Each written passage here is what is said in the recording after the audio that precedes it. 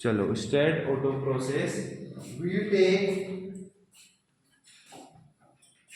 Crude drug powder, ठीक है। अब यहाँ पे को बस एग्जाम्पल है, एग्जाम्पल समझना। हम बोल रहे हैं we take crude drug powder, हम लेटेक्स भी निकाल सकते हैं उसका, ठीक है।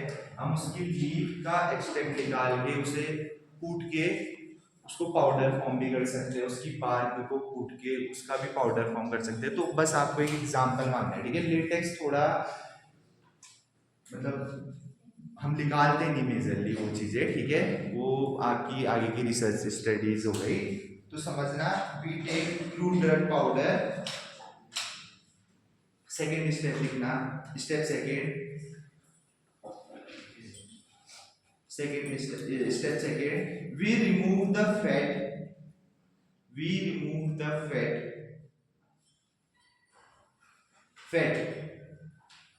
and make it defatted, and make it defatted, DEFATTED, defatted powder, powder with the help of, with the help of light petroleum, light petroleum, PETROLEUM, petroleum, petrol आपका, ठीक है। तो क्या बोला हमने इस, अब समझना बच्चों, ठीक है। स्टेप बाय स्टेप चीजें समझना। सबसे पहले हमने क्रूड ड्रग पाउडर निकाला, ठीक है, किसी भी लीफ एक्सट्रैक्ट का या किसी भी प्लांट के पार्ट का, ठीक है, हमने एक्सट्रैक्ट निकाला।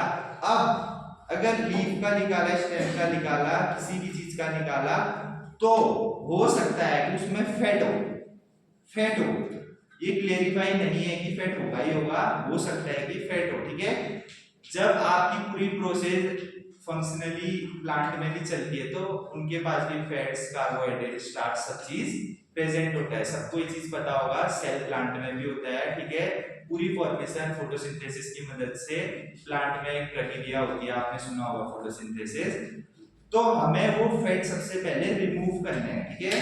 तो हम वो फैट को डिफेटेड फैट मतलब फैट को निकालना, डिफेटेड फैट कैसे निकालेंगे? लाइट पेट्रोलियम यूज करके। लाइट पेट्रोलियम आपका एक केमिकल आता है, एक सॉल्वेंट आता है, ठीक है। ये नहीं कि हमारे साजी का पेट्रोल लेकर आए और वही डाल दिया, ठीक है। वो पेट्रोल नहीं, लाइट पेट्रोलियम की बिल्कुल नॉर्मल सा वो पेट्रोल होता है। जैसे आपने सैनिटाइजर्स भी डिफरेंट टाइप के देखे होंगे, ठीक है। कुछ हाईली इफेक्टिव होते हैं, कुछ लो इफेक्टिव होते हैं, ठीक है। तो वैसे ही हमें लाइट पेट्रोलियम यूज करना है। स्टेप थर्ड लिखना, स्टेप थर्ड लिखना बच्चों। Now we moisturise, now we moisturise, now we moisturise, MOISTURIZE, moisturise the defeated powder, the defeated powder, and make alkyne, and make alkyne, ALKALINE, alkyne, and make alkyne with the help of alkaline solvent, with the help of alkaline solvent, ठीक है। अब हमें जो defeated fat हमने light petroleum डाल के use करा, example ले लेते हैं लीफ का, ठीक है। हमने लीफ का एक्सट्रैक्ट निकालने के लिए उसका पाउडर बनाया, उसमें लाइट पेट्रोलियम ऐड करा, ठीक है। अब हमें उसमें जो मॉइस्चर कंटेंट है उसे अलग करना है, ठीक है। अलग करना है तो हम उसके लिए एल्कलाइन सॉल्वेंट यूज करेंगे। एल्कलाइन जो बेसिक कैरेक्टर यूज करता है, इनसॉल्युबल इन वाटर होता है, ठीक है। अभी हम पीछे पढ़ के आए हैं, इनसॉल्युबल इन वाटर होता है, एल्कलाइन नेचर का होता है। एल्कलाइन सॉल्वेंट क्या क्या हो सकते हैं हमारे एल्कलाइन सॉल्वेंट? एल्कलाइन मतलब तो पता है ना, अमोनिया, ठीक है, NH3 अमोनिया हो सकता है, लिख लेना। चलो अमोनिया, AMMONIA, अमोनिया ब्रैकेट में NH3, ठीक है, NH3 अमोनिया। और क्या हो सकते हैं? एक और लिख लो, sodium bicarbonate, sorry sodium carbonate, sodium carbonate, sodium carbonate क्या होता है sodium carbonate? Chemical formula, sodium carbonate का केमिकल फॉर्मूला, सोडियम कार्बोनेट बच्चों Na2CO3, Na2CO3, ठीक है, ब्रैकेट में लिख लेना Na2CO3, sodium bicarbonate Na2HCO3, sodium bicarbonate Na2HCO3, ठीक है। सोडियम बाइकार्बोनेट में लिखना कार्बोनेट लिखना, ठीक है, लिखना। नेक्स्ट लाइन से लिखना if alkaloid is present, if alkaloid is present, if alkaloid is present, it will come in the solvent, it will come in the solvent, क्या हुआ भाई आगे, it will come in the solvent in free form, in free form, ठीक है। ये आपका step नहीं है, इसको आप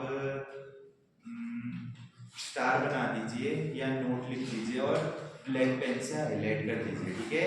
ये आपको बताया जा रहा है इस पॉइंट में कि अगर एल्कलॉइड प्रेजेंट होगा, इसमें एल्कलॉइड प्रेजेंट होगा तो जो जो हमने अभी तक स्टेप करे वो फ्री फॉर्म हो जाएगा सॉल्वेंट की तरफ, ठीक है। हमें एल्कलॉइड अभी मिला नहीं है प्रॉपर, ठीक है, लेकिन एक देखो हम पूरा स्टेप लिख लेते हैं, ठीक है, फिर तो शॉर्टकट ट्रिक अपनाना वो मैं बाद में बताऊंगा कि डायरेक्ट शॉर्टकट कैसे अपनाए जाते हैं, ठीक है, लेकिन अभी पूरा प्रोसीजर साथ लेके चलेंगे हम, ठीक है। पूरा सिस्टम की पता होना चाहिए कि एल्कलॉइड फाइंड आउट करने के लिए क्या क्या, देखो इसके अंदर फाइटोकेमिकल टेस्ट भी आते हैं, ठीक है, बहुत से टेस्ट आते हैं, आइडेंटिफिकेशन टेस्ट आते हैं, ठीक है, वो सब तो अलग चीज है। मेयर रिएजेंट हम यूज करते हैं, जैसे आपको पता होगा कि ये रेड कलर दे रहा है सॉल्वेंट डालने के बाद तो प्रेजेंट है, अगर नहीं दे रहा तो नहीं प्रेजेंट है। ये सब होते हैं आइडेंटिफिकेशन टेस्ट किसी भी क्रूड ड्रग को फाइंड आउट करने के, ठीक है बच्चों। ये आगे आने वाला है आइडेंटिफिकेशन टेस्ट, अभी बस ये प्रोसीजर है स्टेट ऑटो प्रोसेस, ठीक है। स्टेप 4 लिखना, इसको स्टेप में डालना जो भी हमने लिखा, हाँ जी, इससे पहले वाले पॉइंट में जब हमने एल्कलाइन सॉल्वेंट यूज करा, अमोनिया और sodium carbonate alkaline solvent use करा, उसके बाद अगर एल्कलॉइड प्रेजेंट है तो हमें पता चल जाएगा ये सॉल्वेंट की ओर फ्री हो जाएगा, ठीक है, सॉल्वेंट जो हम यूज कर रहे हैं उसकी ओर फ्री हो जाएगा, ठीक है। अब स्टेप 4 अगर नहीं होता, स्टेप हमें और बढ़ाने पड़ते हैं, हमें अभी भी अगर हमें ये शक है कि इस प्लांट में, इस लीफ में या प्लांट के इस पार्ट में एल्कलॉइड है, क्लेम है वो चीज, ठीक है, आपने रिव्यू पेपर्स पढ़े हैं, आपने कोई भी केस स्टडियां पढ़ी है, आपको पता है कि इस प्लांट में एल्कलॉइड प्रेजेंट होता है और हमें अभी तक भी नहीं पता चला, तो फर्दर हम आगे क्या करते हैं स्टेप 4 में, now we extract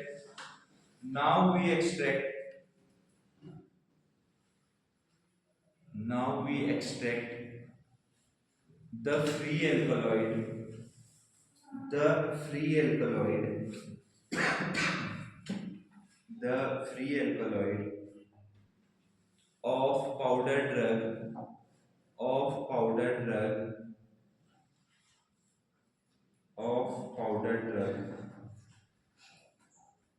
Now we extract the free alkaloid of powder drug with the help of organic solvent,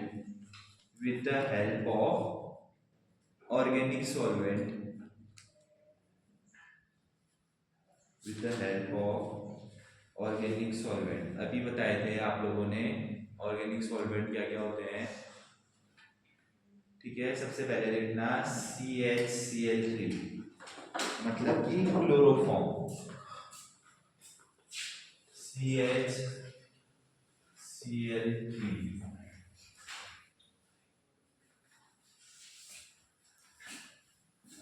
bracket में लिखना क्लोरोफॉर्म या पहले क्लोरोफॉर्म लिख लेना ब्रैकेट में, जो भी मर्जी आपकी, ठीक है,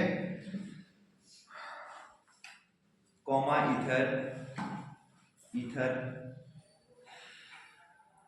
ETHER, ether, full stop. Now alkaloid will come in organic solvent. Now alkaloid will come in organic solvent. ठीक है, एल्कलाइन सॉल्वेंट में अगर हमें टर्पेनोइड नहीं मिलता है, ठीक है, ये पता कैसे चलेगा जब हम इसके आइडेंटिफिकेशन टेस्ट करेंगे, ठीक है। तो उसके बाद हमने ऑर्गेनिक सॉल्वेंट यूज करे तो वो क्रूड ड्रग उसमें प्रेजेंट होगी अगर हम क्लोरोफॉर्म, ईथर, इथेनॉल, अल्कोहल ये सब यूज करेंगे, ठीक है, ऑर्गेनिक सॉल्वेंट, ठीक है। अगला लिखना है स्टेप 5। बच्चों ये याद करना पड़ेगा, स्टेप्स पढ़ने पड़ेंगे, ठीक है। चीजें नहीं है तो टफ जरूर लग रही होगी लेकिन पढ़ने पड़ेंगे स्टेप्स, ठीक है। और प्रैक्टिकल जब हम करेंगे क्रूड ड्रग में तो डायरेक्ट आइडेंटिफिकेशन टेस्ट करेंगे, उसमें solvent, organic solvent, alkaline solvent use करेंगे तो आपको समझ में आ जाएंगी चीजें, ठीक है।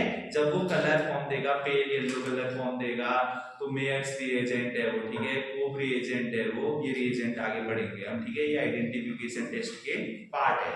चलो स्टेप 5 लिखना। नाउ वी एक्सट्रैक्ट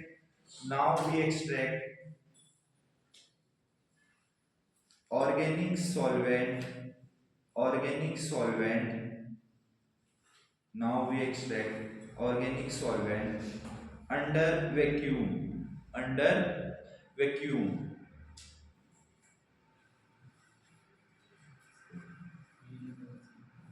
छूटा किसी का, ठीक है। क्या बोला इस लाइन ने, now we extract the solvent in vacuum. अब हमें अलग करना है वो ऑर्गेनिक सॉल्वेंट उस एक्सट्रैक्ट से, ठीक है। वो एक्सट्रैक्ट से अलग करेंगे, जब उसमें आइडेंटिफिकेशन टेस्ट करेंगे तभी कलर आएगा। अगर आपने सॉल्वेंट के ऊपर ही आइडेंटिफिकेशन टेस्ट वो रिएजेंट यूज कर दिए तो खराब हो जाएगा, पता ही नहीं चलेगा कि क्रूड ड्रग कौन सी है, क्या इसमें अल्कलॉइड प्रेजेंट है, क्या कोई सेकेंडरी मेटाबोलाइट्स है, ये पता ही नहीं चलेगा अलग। अब वैक्यूम के लिए तो देखो आपकी जो लैब्स है कॉलेजेस में उसमें हम सिर्फ एक चीज का यूज कर सकते हैं, किसका, अलग करने के लिए सॉल्वेंट का किसका यूज करते हैं। कैसे अलग होगा सॉल्वेंट, हाथ से तो करेंगे नहीं, मिक्स हो गया वो, मिक्स हो गया ना, हाथ से अलग तो नहीं कर सकते। अब हम किससे करेंगे, थोड़ा सा जोर डालो दिमाग में।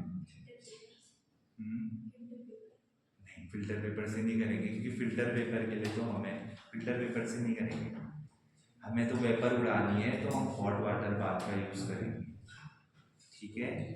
हमें वेपर उड़ानी है ना, उसमें से जो सॉल्वेंट है वो वेपर फॉर्म में आ गया है तो हम हॉट वाटर बाथ का यूज करेंगे, ठीक है।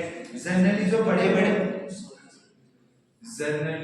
बड़े बड़े फार्मास्यूटिकल इंडस्ट्रीज होती है वहां पे रोटावेव यूज करे जाते हैं, बड़े बड़े कंटेनर्स होते हैं रोटावेव, ठीक है। डिस्टिलेशन यूनिट बनी रहती है पूरी, मतलब इस बिल्डिंग के बराबर पूरी डिस्टिलेशन यूनिट होती है, जितनी आपकी बिल्डिंग है उससे दुगनी या उसकी जितनी, ठीक है, बड़ी बड़ी डिस्टिलेशन यूनिट होती है, उसके अंदर क्रूड ड्रग के सॉल्वेंट्स अलग करे जाते हैं थ्रू वेपर्स, ठीक है। अब यहाँ पे तो हम छोटा सा कोई ग्लास वेल लेंगे उसमें से अलग करेंगे तो हम सिर्फ हॉट वाटर बाथ का यूज कर सकते हैं। उसके अलावा वैक्यूम पंप होते हैं, वैक्यूम इवेपोरेशन स्लाइडें होती है, ठीक है, आपके और वाटर बाथ तो होता ही होता है। चलो लिखते हैं, क्या लिखा आपने,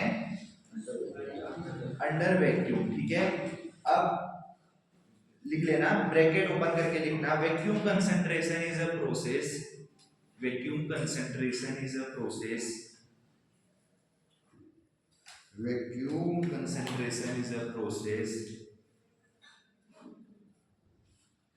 in which we remove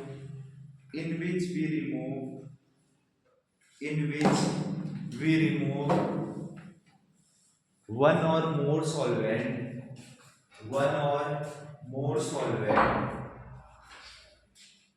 in which we remove one or more solvent, ठीक है। ऐसा क्यों बोला मैंने, क्योंकि देखो हमने पहले अल्कलाइन सॉल्वेंट कभी ऑर्गेनिक सॉल्वेंट सब यूज करे, ठीक है, क्रूड ड्रग फाइंड आउट करने के लिए। तो अब हम इसका यूज क्यों कर रहे हैं, क्योंकि ये वेपर के थ्रू हमारे जो सॉल्वेंट हमने ऐड करे क्रूड ड्रग में उसके एक्सट्रैक्ट में वो बाहर हो जाए, इसलिए हम वैक्यूम कंसंट्रेशन या वैक्यूम का यूज कर रहे हैं। समझ में आ रहा है, ये खाली मुंडी ला रहे हो, समझ में आ रहा है? थोड़ा आ रहा है या बिल्कुल नहीं आ रहा है? पक्का? ठीक है। देखो बच्चों, चीजें नई है तो नहीं आएगी एकदम से समझ में, प्रैक्टिकल हम करेंगे, क्रूड रख के एक्सट्रैक्ट हम निकालेंगे, ठीक है। आप ही लोगों को ये चीजें करनी है, एक्सट्रैक्ट निकाल के लाना है, ठीक है। तो जब हम करेंगे, जब हम उसके आइडेंटिफिकेशन टेस्ट करेंगे, मेयर रिएजेंट, कोप्स रिएजेंट, जितने भी रिएजेंट है हम यूज करेंगे आइडेंटिफिकेशन टेस्ट, फाइटोकेमिकल टेस्ट, तो चीजें समझ में आएगी वहां पे, ठीक है। अभी मैं देख रहा था कुछ टाइम पहले, एक बच्चा कर रहा था एक टेस्ट, वीडियो देख रहा था मैं उसकी, ठीक है। हमारा जो कॉलेज का चैनल रन हो रहा है उसमें एक वीडियो थी, सेफ्रानिन का एक कोई कर रहा था प्रोसेस, कौन था वो? आप थे, ठीक है। तो उसने कौन सा कलर शो करा जब आपने सेफ्रानिन डाला उसमें? Pink colour show. तो ये सब आइडेंटिफिकेशन टेस्ट है, ठीक है बच्चों। जब हम फाइंड आउट करेंगे एल्कलॉइड के तो चीजें समझ में आएगी। अभी आप प्रोसीजर समझ रहे हैं, बस समझने की कोशिश करो इसे। प्रोसीजर है ये, स्टेप बाय स्टेप आपको याद करने पड़ेंगे, इतनी आसान चीज नहीं है कि एकदम से हिट करे दिमाग में और समझ में। जिसके आ रही बहुत बढ़िया, वरना दोबारा भी हम पढ़ेंगे इसे, लेकिन कोशिश करना कि चीजें समझो, ठीक है। अब कहाँ पे समझने आ रहा है ये भी पूछ लो, एक बार पूछ लो, थोड़ा थोड़ा बोल देते ना, पीछे से कहीं से आवाज आएगी, थोड़ा थोड़ा सर आ रहा है, पूरा क्यों नहीं आ रहा है? मतलब पता चलना चाहिए ना कि या हमारे समझाने में कोई दिक्कत है, नहीं समझा पा रहे, या सच में नहीं आ रहा। तो कहाँ पे दिक्कत है सर? ये वाला स्टेप नहीं आया सर, इस स्टेप में हम इसके बदले ये भी तो कर सकते, इस सॉल्वेंट के बदले ये भी तो कर सकते। कुछ भी डाउट है तो पूछ सकते हैं आप।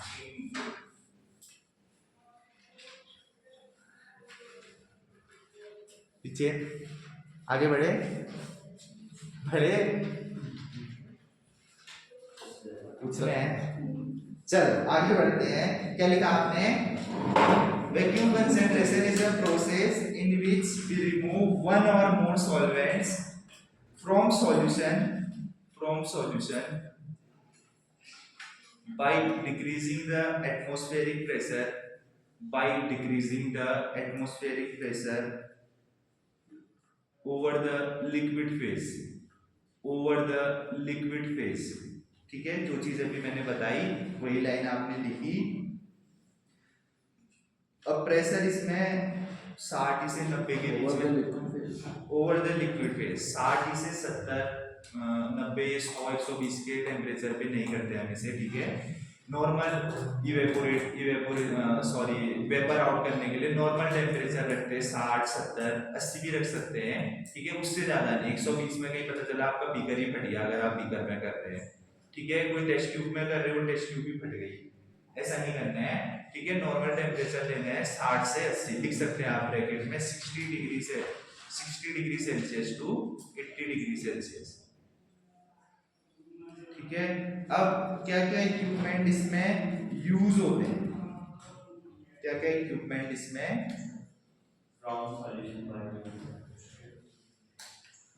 छूटा कुछ?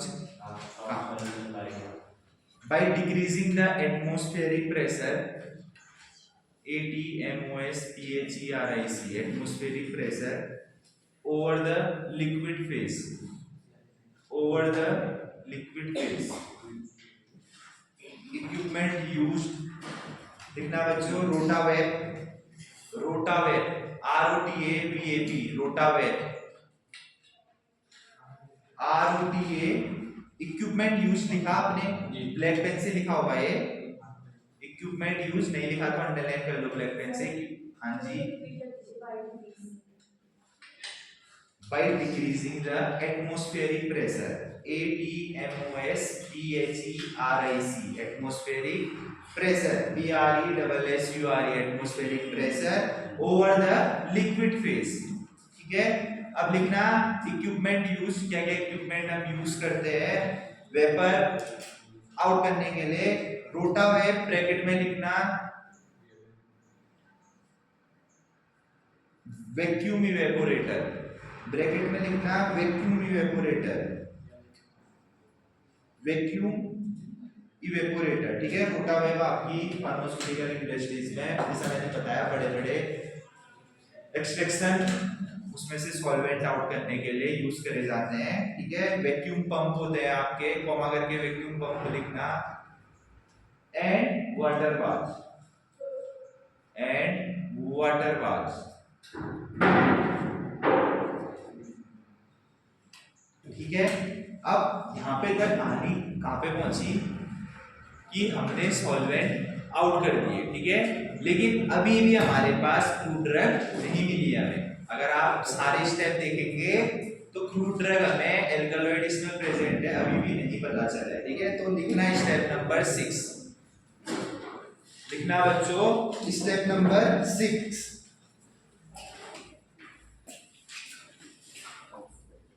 Now we dissolve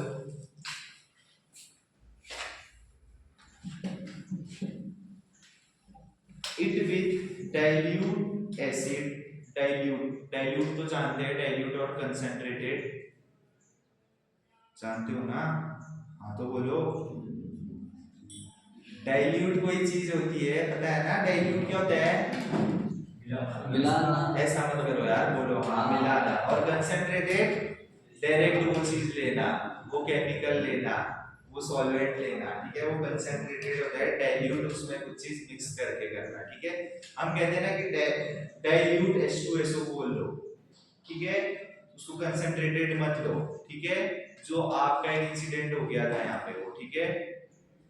तो इसी का अर्थ आता है, अगर वो डाइल्यूट फॉर्म में होता तो शायद नहीं होता, इतनी आग नहीं लगती, पता है ना ये चीज।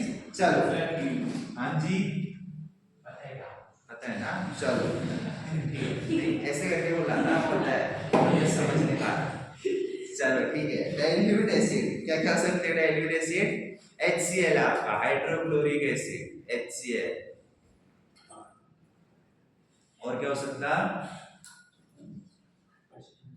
H2SO4, क्या होता है H2SO4? हाँ हाँ सही बोल लो, बोलो ना, हाँ सल्फ्यूरिक एसिड। क्यों घबरा रहे हो, नहीं पता क्या सही में केमिस्ट्री के टर्म्स?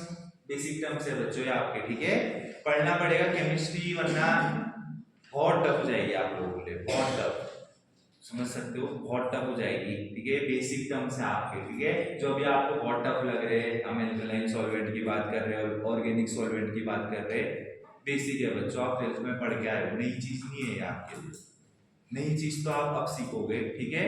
तो बोलो ना H2SO4 HCl हाइड्रोक्लोरिक एसिड, इतना ही तो बोलना है, ठीक है। चलो आगे बढ़ते हैं। Comma after dissolution it transfers into two form. After dissolution DISSOLUTION, dissolution it transfers into two form, ठीक है। दो फॉर्म में ये ट्रांसफर हो जाएगी अब, ठीक है। जब हम इसमें डाइल्यूट एसिड H2SO4 या HCl यूज करेंगे लास्ट अपना एक्सट्रैक्ट फाइंड आउट करने के लिए किसी भी क्रूड ड्रग का, तो वो दो फॉर्म में हमारी सेपरेट हो जाएगी, ठीक है। अब इसका एग्जांपल बताता हूं, ठीक है। जैसे तेल और पानी अलग हो जाता है, उसी चीज में तेल और पानी अलग हो जाता है, ठीक है। उसकी लेयर अलग अलग बन जाती है, ठीक है।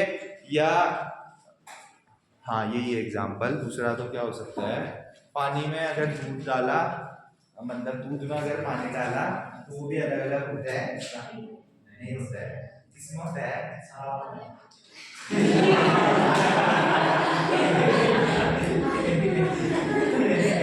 ठीक है, शराब में, ठीक है। जो आपके टकीला में बनते हैं, नीचे पानी ऊपर शराब, तो वो अलग अलग हमें दिख जाती है, तो वही सेपरेशन है। दो सेपरेशन में एक ऑर्गेनिक फेज एक एक्वस फेज में ये अलग अलग हो जाएंगे, ठीक है। चलो शराब इसे समझ जाओ, अगर ऐसे मजा आ रहा है कोई दिक्कत नहीं, अलग अलग हो गए, ठीक है। दिखना अगला step number 7,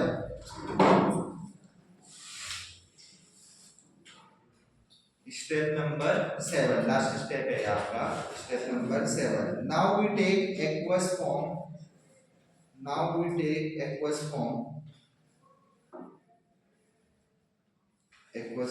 and basified BASIFIED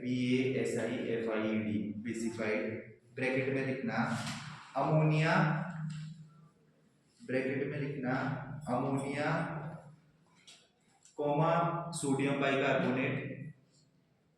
sodium bicarbonate क्या होगा? सोडियम बाइकार्बोनेट अभी तो बताया मैंने, NaHCO3 सोडियम बाइकार्बोनेट, ब्रैकेट में लिख लीजिए NaHCO3।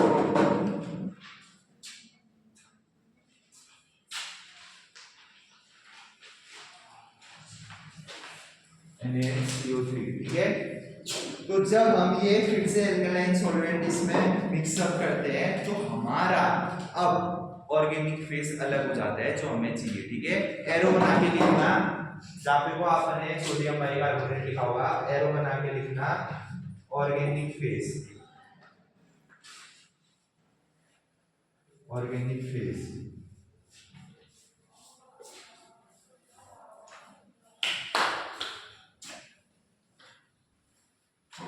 इसमें लिखना evaporate to dryness, evaporate to dryness, EVAPORAT evaporate to dryness, DRYNESS dryness. कहने का मतलब कि जो एक्वस फॉर्म हमें मिली, ठीक है, इतना प्रोसीजर करने के बाद जो हमें एक्वस फॉर्म मिली जिसमें हमने एल्कलाइन सॉल्वेंट फिर से यूज करा, हमें और वाटर बाथ की मदद से, ठीक है, एक टेम्परेचर सेट करके उसको ड्राई बनाना है, ठीक है, उसे ड्राई बनाना है, उसमें से सॉल्वेंट रिमूव करना है।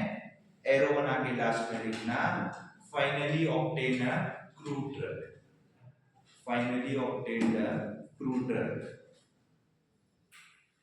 अब जाके हमें ऑब्टेन द क्रूड ड्रग, ठीक है। ये प्रोसीजर है आपका स्टेट ऑटो प्रोसेस, ठीक है। ये जितने भी आपके सेकेंडरी मेटाबोलाइट्स आप आगे पढ़ने वाले हैं, ठीक है, तो अगर उसमें स्टेट ऑटो प्रोसेस यूज हो रही होगी तो आप नहीं लिखेंगे, ठीक है। स्टेट ऑटो प्रोसेस आपने लिख दी, उसमें हम सिर्फ आइडेंटिफिकेशन टेस्ट, ठीक है, उसका फार्मास्यूटिकल यूजेस, ठीक है, उसका थेराप्यूटिक यूजेस ये लिखेंगे, प्रोसेस हमारी सिमिलरली यूज होगी, ठीक है। तो कितनों के समझ में आई प्रोसेस? थोड़ी भी मतलब, चलो कितनों के बिल्कुल नहीं आई समझ में, बिल्कुल ही नहीं, मतलब कुछ गया ही नहीं दिमाग में इतनी देर से। प्लीज यार बताओ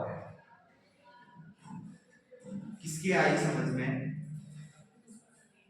आई थोड़ी बहुत आई कि ये सॉल्वेंट यूज करेंगे तो ये पक्का पक्का आगे बढ़ सकते हैं ना, ठीक है। बाकी देखो अगर नहीं आई तो प्रैक्टिकल जब हम परफॉर्म करेंगे, किसी क्रूड ड्रग को फाइंड आउट करने की हम कोशिश करेंगे तो उसमें चीजें और अच्छे से क्लियर होगी, ठीक है। प्रोसीजर जो है बच्चों ये तो याद करने ही पड़ेंगे आपको, ठीक है।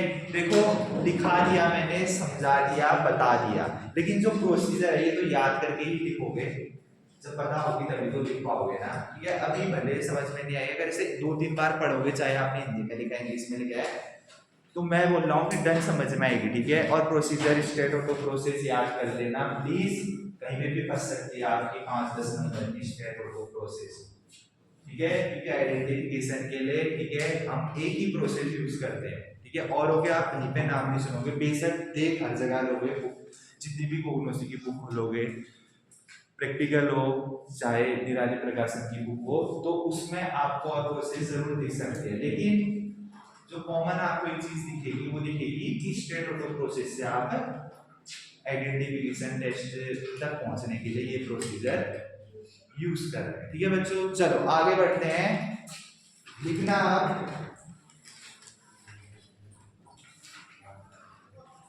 प्यूरिफिकेशन, प्यूरिफिकेशन मेन हेडिंग डालना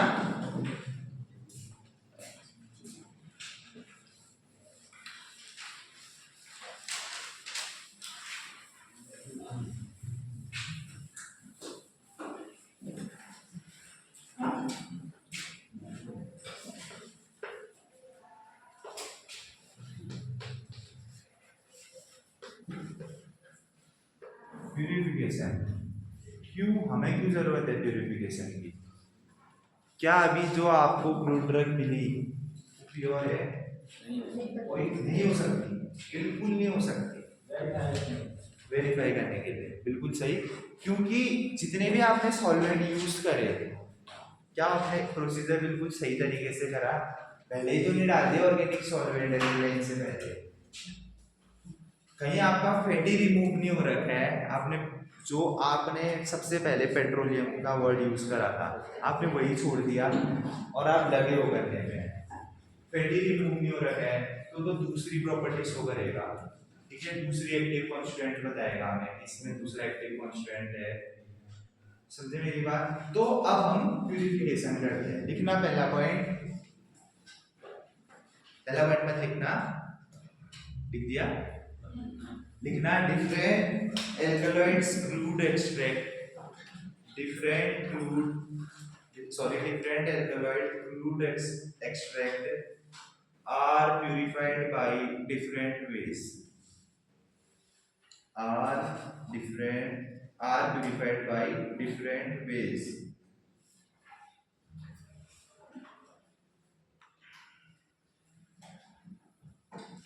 ठीक है, पहला लिखना direct crystallization method, direct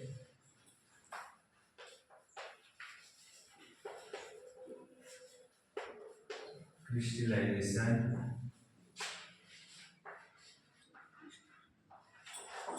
method, ठीक है, डायरेक्ट क्रिस्टलाइजेशन मेथड।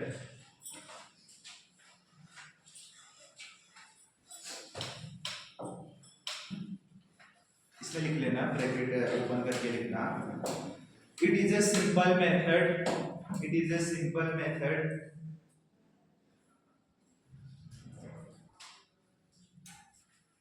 लिख दिया। सिंपल मेथड, सिंपल से पहले यूज भी लगा दो। It is used for simple method, it is used for simple method, not for complex method, not for complex method. ठीक है, कहने का मतलब बच्चों डायरेक्ट क्रिस्टलाइजेशन से आप क्या समझे?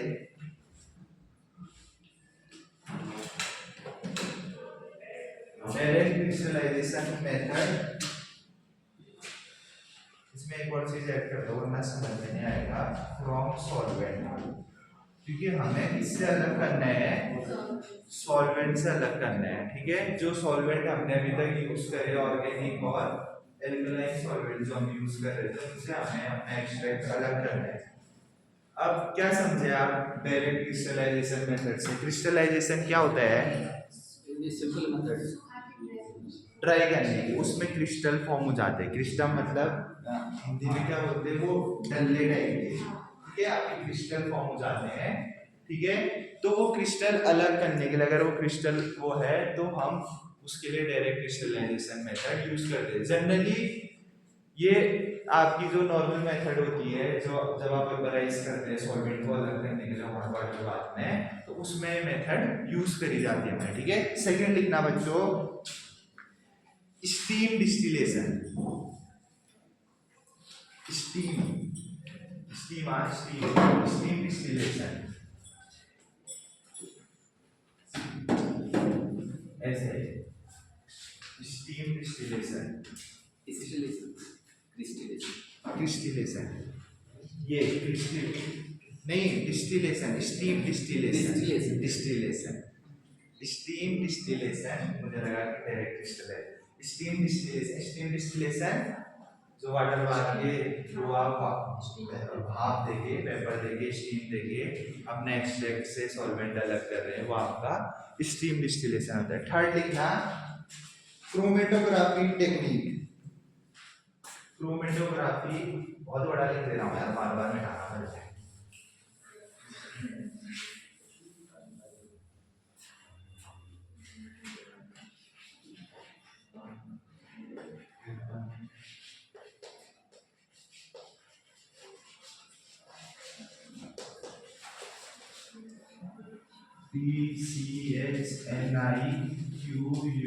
CHNIQUES,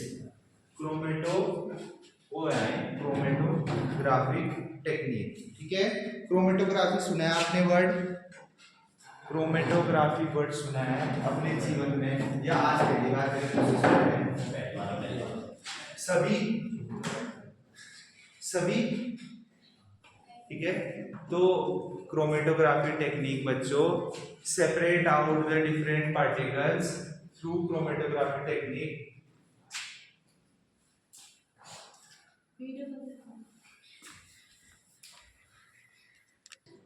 चलो ठीक है, क्रोमेटोग्राफी टेक्निक। ठीक है, क्रोमेटोग्राफी टेक्निक बच्चों आपकी लार्ज स्केल फार्मास्यूटिकल इंडस्ट्रीज में यूज होती है through the help of IR.